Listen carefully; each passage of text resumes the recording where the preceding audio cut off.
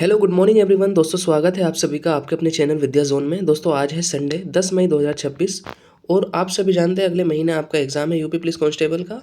तो आरडब्ल्यूए का जो वीकली मॉक टेस्ट आता है हर संडे को, उसके जीके जीएस के प्रश्नों को एनालिसिस करेंगे यूपी पुलिस कांस्टेबल के।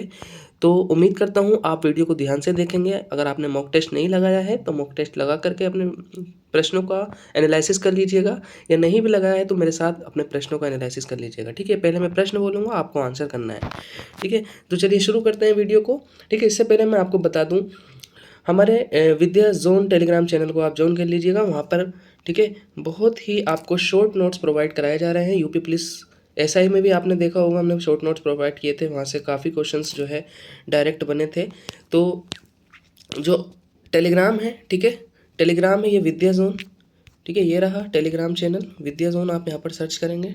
ठीक है, विद्या जोन इस तरह से आपको लोगो मिल जाएगा। ये लिंक है t.me, ठीक है, विद्या_जोन। ठीक है, इसको आप ज्वाइन कर लीजिएगा। यहाँ पर देखिएगा फाइल सेक्शन में आप जाएंगे, बहुत सारे शॉर्ट नोट्स यहाँ पर पड़े हुए हैं। ठीक है, ये देखिएगा Hindi BYQ based short notes, special UP special short notes, UP police constable PYQ based short note. ठीक है, तो ये सब आपको शॉर्ट नोट्स मिल जाएंगे और भी इंपॉर्टेंट कंटेंट यहाँ पर आपको मिलता रहेगा। ठीक है, करंट अफेयर्स के लिए भी हम प्रोवाइड कर रहे हैं, यहाँ पर कल ही बनाया है। ठीक है, तो उसको भी यहाँ पर प्रोवाइड कर दिया जाएगा। तो आइए शुरू करते हैं अपने प्रश्नों का सिलसिला। पहला प्रश्न यहाँ पर आपका क्या होने वाला है। ठीक है, पहला प्रश्न जीके जीएस जो है क्वेश्चन नंबर 88 से स्टार्ट होता है। तो आइए पहला प्रश्न क्या है देखते हैं। क्वेश्चन नंबर 88 है ना, क्वेश्चन नंबर 88 है। चलिए, प्रश्न संख्या जो 88 है वो है आपका, बिहार के नए मुख्यमंत्री कौन बने हैं? सुशील कुमार मोदी, सम्राट चौधरी, विजय कुमार चौधरी और विजेंद्र प्रसाद यादव। ठीक है, तो नीतीश कुमार जी जो पहले बिहार के मुख्यमंत्री हुआ करते थे वो राज्यसभा पहुंच गए हैं, तो उन्हें अपने पद से इस्तीफा देना पड़ा। उसके बाद बिहार में बीजेपी के विधायक दल के नेता सम्राट चौधरी को, ठीक है, बिहार का मुख्यमंत्री बनाया गया है। ठीक है, और पश्चिम बंगाल का मुख्यमंत्री किसको बनाया गया है? शुभेंदु अधिकारी को। कल ही शपथ ली गई है उनके द्वारा। ठीक है, तो नेक्स्ट क्वेश्चन है आपका 89, मोती मस्जिद का निर्माण लाल किले में किस मुगल सम्राट के द्वारा किया गया था? देखिए, आपका एक तो आगरा का किला है, आगरा का सुन लीजिएगा, एक आगरा का किला है और एक दिल्ली का लाल किला है। आगरे के किले में भी मोती मस्जिद बनी हुई है, दिल्ली के लाल किले में भी मोती मस्जिद बनी हुई है। आगरा के किले का निर्माण अकबर ने कराया था, उसमें मोती मस्जिद का निर्माण शाहजहां ने कराया था। दिल्ली के लाल किले का निर्माण शाहजहां ने कराया था और उसके अंतर्गत मोती मस्जिद का निर्माण औरंगजेब ने कराया था। तो बी ऑप्शन यहाँ पर आपका करेक्ट हो जाएगा। आगे है, गुजरात का अंकलेश्वर क्षेत्र इनमें से किस ऊर्जा संसाधन के लिए प्रसिद्ध है? तो यूरेनियम, थोरियम, पेट्रोलियम और कोयला।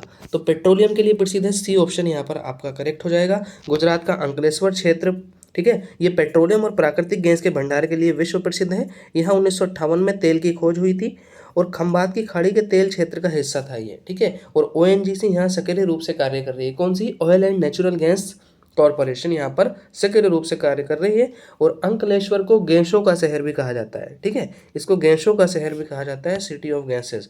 नेक्स्ट क्वेश्चन क्या है जी?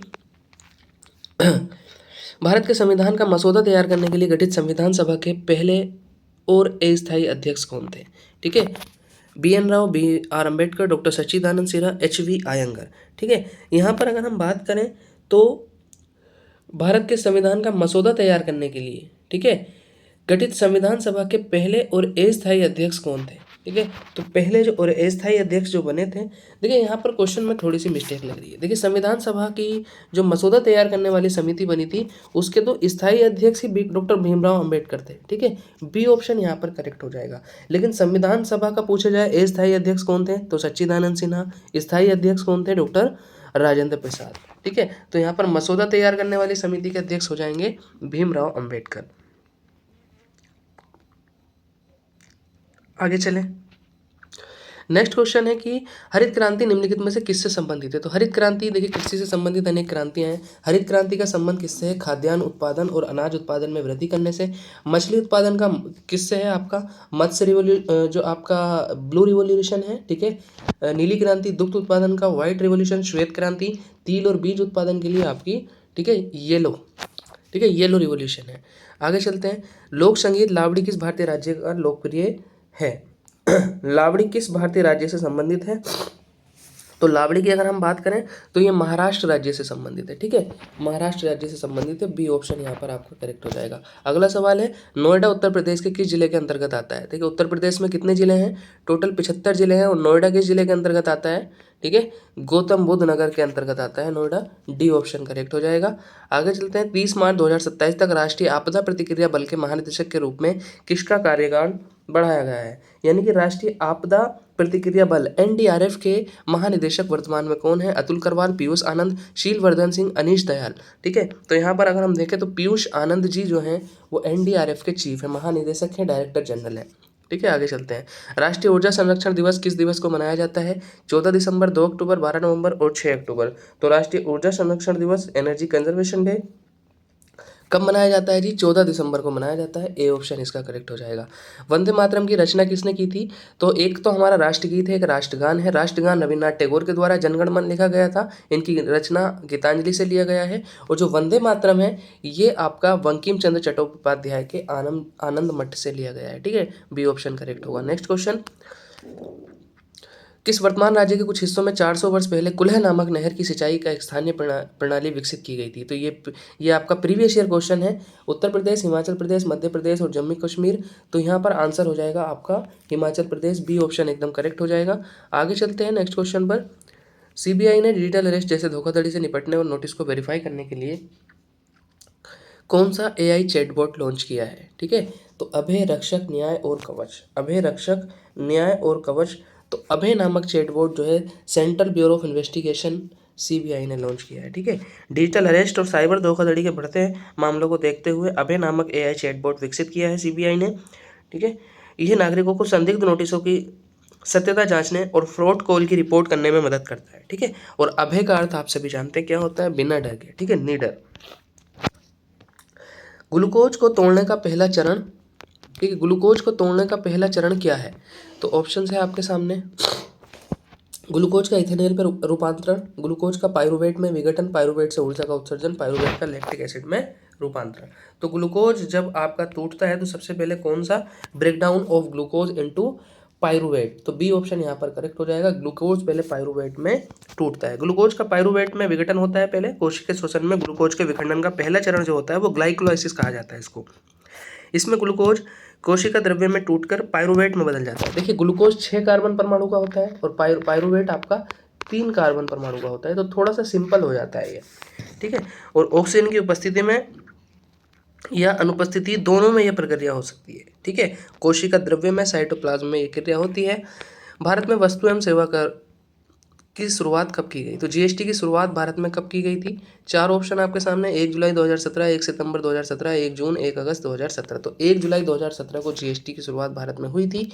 और ये जो 101वां संवैधानिक संशोधन अधिनियम था 2016 का, इसके द्वारा जीएसटी को भारत में लाया गया था। जीएसटी एक प्रत्यक्ष कर है। एक राष्ट्र एक कर की दिशा में भारत सरकार ने कदम उठाया था। नवनिर्मित केंद्र शासित प्रदेश लद्दाख के पहले उपराज्यपाल कौन थे? ठीक है, लद्दाख के पहले उपराज्यपाल कौन थे? बी डी मिश्रा, आर के माथुर, गुलाम अली खटाना, सतनाम सिंह संधू। ठीक है, तो आर के माथुर को लद्दाख का पहला उपराज्यपाल एलजी बनाया गया था, लेफ्टिनेंट गवर्नर। बाढ़ सागर बांध किस राज्य में अवस्थित है? महाराष्ट्र, आंध्र प्रदेश, गुजरात और मध्य प्रदेश। तो बाढ़ सागर बांध किस राज्य में अवस्थित है जी? ठीक है, ये आपका किस राज्य में है? ये मध्य प्रदेश में है। ठीक है, मध्य प्रदेश में है बाढ़ सागर बांध। और ये क्या है जी? उत्तर प्रदेश, मध्य प्रदेश और बिहार की संयुक्त बहुउद्देशीय परियोजना है। इसका नाम संस्कृत विद्वान बाण भट्ट के नाम पर रखा गया है। ठीक है, सोन नदी पर है ये। ठीक है, सोन नदी पर है। नेक्स्ट क्वेश्चन है, महाभारत के बाद की पृष्ठभूमि पर आधारित नाटक अंधा युग के लेखक कौन है? ठीक है, तो अंधा युग के धर्मवीर भारती, विजय तेंदुलकर, गिरीश कर्नाड और बादल सरकार। तो अंधा युग के लेखक है धर्मवीर भारती। ए ऑप्शन इसका करेक्ट हो जाएगा। ठीक है, धर्मवीर भारती का है ये। 1954 में इन्होंने इसकी रचना की थी। गोटीपुआ परंपरा। ठीक है, नेक्स्ट क्वेश्चन है, गोटीपुआ परंपरा किस शास्त्रीय नृत्य की पूर्ववर्ती परंपरा है? कथक, ओडिसी, कुचिपुड़ी और भरतनाट्यम। तो गोटीपुआ जो परंपरा है ये आपका, ठीक है, ये ओडिसी जो भारत का शास्त्रीय नृत्य भी है उसकी एक ये पूर्ववर्ती शैली है। इनमें से कौन सा स्थान धातु की कला, रंगीन, तामचीनी और जटिल नक्काशी के लिए प्रसिद्ध है? ठीक है, तो धातु शिल्प के लिए कौन प्रसिद्ध है उत्तर प्रदेश में? लखनऊ, वाराणसी, मुरादाबाद या खुर्जा? तो मुरादाबाद। इसको पीतल नगरी के नाम से भी जाना जाता है। और धातु शिल्प इसका ओडीओपी है, वन डिस्ट्रिक्ट वन प्रोग्राम के अंतर्गत। ठीक है, तो आंसर हो जाएगा मुरादाबाद। नेक्स्ट क्वेश्चन, भारत की 2011 की जनगणना के अनुसार दमन और दीव का लिंग अनुपात कितना था? ठीक है, तो 696, 618, 723 और 748। तो दमन और दीव के लिंग अनुपात की अगर हम बात करें, ठीक है, तो भारत में सबसे कम, यूनियन टेरिटरीज में अगर हम बात करें तो सबसे कम लिंग अनुपात वो आपका 618 था, दमन और दीव का ही था। ठीक है, दमन और दीव का 618 था। ठीक है, बी ऑप्शन यहाँ पर करेक्ट हो जाएगा। आगे चलते हैं, निम्नलिखित में से किस संवैधानिक संशोधन ने भाग 3 से संपत्ति के अधिकार को हटा दिया गया था? देखिए, भाग 3 में क्या है, मौलिक अधिकार दिए गए और संपत्ति का मौलिक, पहले जो अधिकार था वो मौलिक अधिकार हुआ करता था। इसको कब हटाया गया है? 42वें संशोधन, 44वें, 52वें या 59वें संशोधन से। तो 44वें संवैधानिक संशोधन अधिनियम के द्वारा 1978 में इसको हटा करके विधिक अधिकार की श्रेणी में रख दिया गया है। ठीक है, पहले ये मौलिक अधिकार हुआ करता था, उस समय मोरारजी देसाई जी की सरकार थी, जनता पार्टी की। ठीक है, अब ये केवल कानूनी अधिकार हो गया है। ब्रह्मपुत्र नदी निम्नलिखित में से किस देश से होकर प्रवाहित नहीं होती है? चीन, बांग्लादेश, भारत और नेपाल। तो 4 ऑप्शन हमारे सामने है। ब्रह्मपुत्र जो है तिब्बत से प्रवाहित होती है, तिब्बत से निकलकर भारत में प्रवेश करती है, बांग्लादेश में करती है और फिर बंगाल की खाड़ी में गिर जाती है। अब देखिएगा यहाँ पर तिब्बत तो चीन में आता है, चीन होगा, बांग्लादेश होगा, भारत होगा, लेकिन नेपाल से तिब्बत नदी प्रवाहित नहीं होती है, ब्रह्मपुत्र नदी प्रवाहित नहीं होती है। और ब्रह्मपुत्र को तिब्बत में शांगपो कहा जाता है। ठीक है, और ब्रह्मपुत्र नदी पर भारत में असम राज्य में माजुली द्वीप है, जो दुनिया का सबसे बड़ा नदी द्वीप है, और असम का एक जिला भी है माजुली। नेक्स्ट, 110वां है, भारत के किस क्षेत्र में शिफ्टिंग खेती, जिसे स्थानीय रूप से झूम के नाम से जाना जाता है, मुख्य रूप से प्रचलित है? तो शिफ्टिंग खेती कहाँ पर होती है जी? भारत में कौन से क्षेत्र में होती है? पश्चिमी घाट, केंद्रीय पठार, उत्तर पूर्वी राज्य और रेगिस्तानी क्षेत्र। तो उत्तर पूर्वी, नॉर्थ ईस्ट स्टेट्स में आपकी झूम खेती होती है। सी ऑप्शन इसका करेक्ट हो जाएगा। नेक्स्ट है आपका, राज्य का कौन सा नीति निर्देशक सिद्धांत सामान्य न्याय और मुफ्त कानूनी सहायता को बढ़ावा देता है? तो समान न्याय और निःशुल्क कानूनी सहायता को अनुच्छेद 39A, 41, 43 और 47। ठीक है, तो आर्टिकल 39A जो है इसी को बढ़ावा देता है, समान न्याय और निःशुल्क कानूनी सहायता को। ठीक है, आगे चलते हैं। नेक्स्ट क्वेश्चन है आपका, इनमें से कौन सा जलडमरूमध्य भारत के तमिलनाडु को श्रीलंका के मन्नार से पृथक करता है? ठीक है, श्रीलंका के मन्नार से पृथक करता है, कौन सा क्षेत्र है जी? ये आपके सामने। ठीक है, क्वेश्चन नंबर कहाँ चला गया? क्वेश्चन नंबर था आपका, हाँ, 112। सुंडा जलडमरूमध्य, बोस जलडमरूमध्य, पाक जलडमरूमध्य और हडसन जलडमरूमध्य। ठीक है, तो पाक जलडमरूमध्य जो है वो भारत को और श्रीलंका को अलग करता है, सेपरेट करता है। ठीक है, भारत और श्रीलंका को सेपरेट करता है आपका पाक जलडमरूमध्य। आगे चलते हैं नेक्स्ट क्वेश्चन पर। नेक्स्ट क्वेश्चन हमारा क्या है? द्वितीय पंचवर्षीय योजना का प्राथमिक फोकस जो है आपका किस क्षेत्र पर था? किस क्षेत्र पर था? कृषि, निर्यात प्रोत्साहन, औद्योगिकरण और सेवा। जो दूसरी पंचवर्षीय योजना थी 1956 से 1961 तक चली थी, और इसका जो मुख्य फोकस था वो आपका औद्योगिकीकरण पर था, इंडस्ट्रियलाइजेशन पे। सी ऑप्शन यहाँ पर करेक्ट हो जाएगा। और इसके तहत भिलाई, राउरकेला और दुर्गापुर स्टील प्लांट भी स्थापित किए गए थे। और पहली योजना का जो उद्देश्य था वो कृषि पर ही आधारित था, फोकस। 2000 के बैंक नोट की विमाएँ क्या है? 66, 166, 65, 165, 66, 146, 60, 180। ठीक है, तो जो आपका 2000 का नोट हुआ करता था मैजेंटा कलर का, ठीक है, उसकी लंबाई 166 mm होती थी। ठीक है, अब उसको बैन कर दिया, जो है अब चलन से बाहर कर दिया गया है, और चौड़ाई होती थी 66। ठीक है, 66 mm। तो आंसर हो जाएगा आपका ए। 2016 में जब नोटबंदी की गई तो पुराने 1000 और 500 के नोट को जो है इलीगल कर दिया गया था, चलन से बाहर कर दिया गया था, और नए 500 और 2000 के नोट इंट्रोड्यूस किए गए थे। ठीक है, नेक्स्ट है आपका 115वां प्रश्न है, यूनेस्को ने आधिकारिक तौर पर किस मोरक्को के शहर को 2026 के लिए विश्व पुस्तक राजधानी नामित किया है? ठीक है, मराकेश, रबात, कैसाब्लांका, टंजियर। ठीक है, तो आपका किस शहर को मोरक्को के जो है यहाँ पर आपका विश्व पुस्तक राजधानी नामित किया है? तो आपका आंसर हो जाएगा रबात। ठीक है, रबात। आगे चलें। यह सम्मान शहर की साहित्यिक विरासत और पढ़ने की संस्कृति को बढ़ावा देने के प्रयासों के लिए दिया गया है। ठीक है, 2025 की जो विश्व पुस्तक राजधानी थी वो रियो डी जेनेरिया थी, ब्राजील में। 116वां प्रश्न देखिएगा, राष्ट्रपति अपना इस्तीफा निम्नलिखित को सौंपते हैं। किसको सौंपते हैं जी? प्रधानमंत्री, उपराष्ट्रपति, लोकसभा अध्यक्ष और मुख्य न्यायाधीश। तो राष्ट्रपति अपना इस्तीफा किसको देते हैं? मुख्य न्यायाधीश। राष्ट्रपति अपना इस्तीफा जो है, ठीक है, उपराष्ट्रपति को देते हैं। ध्यान रखना, राष्ट्रपति अपना इस्तीफा उपराष्ट्रपति को देंगे, लेकिन शपथ जो है मुख्य न्यायाधीश के समक्ष लेंगे। चलिए आगे चलते हैं।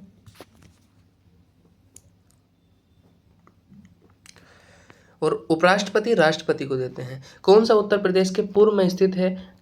हरियाणा, केरल, बिहार और उड़ीसा। ठीक है, उत्तर प्रदेश की अगर हम बात करें तो उत्तर प्रदेश के पूर्व में आपका कौन सा है? बिहार है। ठीक है, उत्तर में हिमाचल प्रदेश है, पश्चिम में आपका हरियाणा और राजस्थान है, और दक्षिण में मध्य प्रदेश है। ठीक है, झारखंड है और छत्तीसगढ़ है। तो यहाँ पर आपका आंसर हो जाएगा बिहार।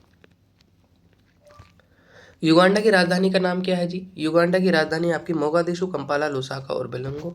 तो युगांडा की राजधानी है कंपाला। नेक्स्ट क्वेश्चन है, विश्व प्रेस स्वतंत्रता दिवस कब मनाया जाता है? 15 अगस्त, 20 अक्टूबर, 10 जून और 3 मई। तो विश्व प्रेस स्वतंत्रता दिवस आपका किस दिवस को मनाया जाता है? ठीक है, 3 मई को मनाया जाता है। आंसर हो जाएगा आपका डी। आगे चलते हैं। प्रसिद्ध कोहिनूर हीरा शुरू में किसके स्वामित्व में था? ठीक है, देखिए कोहिनूर हीरे की अगर हम बात करें तो राजपूत, मुगल, काकती और अफगान। तो सबसे पहले जो कोहिनूर हीरा था, इसका ऐतिहासिक साक्ष्यों की अगर बात करें तो 13वीं शताब्दी में आंध्र प्रदेश के गुंटूर जिले की कोल्लूर खान से ही निकाला गया था, और शुरू में यह काकती राजवंश के पास था। ठीक है, बाद में ये अलाउद्दीन खिलजी के पास आया, मलिक काफूर ने लूट लिया था। ठीक है, और अंततः ये अंग्रेजों के पास चले गया, और अंग्रेजों के पास किससे गया है? सिखों से गया है। ठीक है, सिखों से गया है, लाल डलहौजी के समय में। नेक्स्ट क्वेश्चन, भारत और किस देश के बीच संयुक्त सैन्य अभ्यास डस्लिक का 7वां संस्करण आयोजित किया गया? तो कजाकिस्तान, उज्बेकिस्तान, किर्गिस्तान और ताजिकिस्तान। तो डस्लिक का आयोजन किस किस देश के बीच होता है? भारत और उज्बेकिस्तान के बीच। बी ऑप्शन करेक्ट होगा।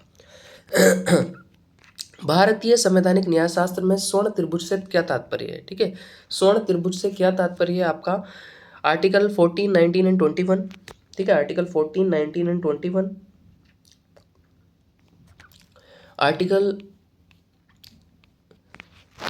368, 371, 372, 32, 136, 226, 280, 281, 282। तो यहाँ पर हमारा आंसर हो जाएगा यहाँ पर, देखिए स्वर्ण त्रिभुज गोल्डन ट्रायंगल भी कहा जाता है, आर्टिकल 14, ठीक है, 19 और 21। ठीक है, मौलिक अधिकार से संबंधित है। ठीक है, मौलिक अधिकार से संबंधित है। यहाँ पर क्या है आपका, सर्वोच्च न्यायालय ने मेनका गांधी मामले 1978 में कहा था कि अनुच्छेद 14, 19 और 21 एक दूसरे के पूरक हैं। इन्हें सामूहिक रूप से भारतीय संविधान का स्वर्ण त्रिभुज कहा जाता है, जो व्यक्तिगत स्वतंत्रता की रक्षा करते हैं। ठीक है, ये व्यक्तिगत स्वतंत्रता की रक्षा करते हैं, क्योंकि आर्टिकल 14 में क्या है? कानून का शासन। आर्टिकल 19 में आपकी स्वतंत्रता है, अभिव्यक्ति की स्वतंत्रता, और आर्टिकल 21 में गरिमापूर्ण जीवन जीने का अधिकार है। तो आंसर इसका ए हो जाएगा। ध्यान रखेंगे, ए ऑप्शन यहाँ पर आपका करेक्ट होगा। नेक्स्ट क्वेश्चन, GDFCF का सही पूरा नाम क्या होगा? ठीक है, GDFCF का पूर्ण रूप क्या होगा? तो आइए देखते हैं। ऑप्शन है हमारे सामने, gross development on fixed capital formation, gross development funding capital formation, gross domestic fixed currency formation, gross domestic fixed capital formation. तो जी, ठीक है, तो इसका आंसर हो जाएगा gross domestic fixed capital formation. D option यहाँ पर करेक्ट हो जाएगा। अगला सवाल है 124वां, प्रधानमंत्री उज्ज्वला योजना का शुभारंभ कब हुआ था? 1 मई 2017, 2018, 2015 और 2016। ठीक है, तो यहाँ पर अगर हम बात करें तो उज्ज्वला योजना जो शुरू हुई थी वो 1 मई 2016 को शुरू हुई थी। कहाँ से शुरू हुई थी? ये उत्तर प्रदेश के बलिया जिले से शुरू हुई थी, और इसका जो उद्देश्य है वो क्या है? गरीबी रेखा से नीचे रहने वाले परिवारों की महिलाओं को मुफ्त LPG कनेक्शन प्रदान करना। ठीक है, अब उज्ज्वला 2.0 चल रहा है। ठीक है, जो कि महोबा से शुरू हुआ था उत्तर प्रदेश के ही 10 अगस्त 2021 को, 5 साल बाद। Next question and last question है, Indira Gandhi life in nature पुस्तक के लेखक कौन है?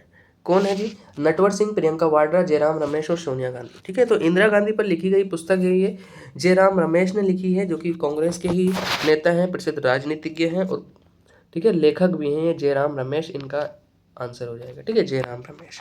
इस पुस्तक के लेखक जो है ये केंद्रीय मंत्री भी रहे हैं जयराम रमेश पूर्व। इस पुस्तक में इंदिरा गांधी के पर्यावरण प्रेम, वन्य जीव संरक्षण के प्रति उनके योगदान और उनके जीवन के अनछुए प्रकृतिवादी पहलुओं को विस्तार से दर्शाया गया है। ठीक है, तो सी ऑप्शन इसका यहाँ पर करेक्ट हो गया है। तो ये थे आपके जीके जीएस के प्रश्न। उम्मीद करता हूँ वीडियो आपको अच्छी लगी होगी एनालिसिस। और अब आप देखिए टेलीग्राम को एक बार और देख लीजिएगा। ठीक है, ये विद्या जोन हमारा टेलीग्राम है। ठीक है, विद्या जोन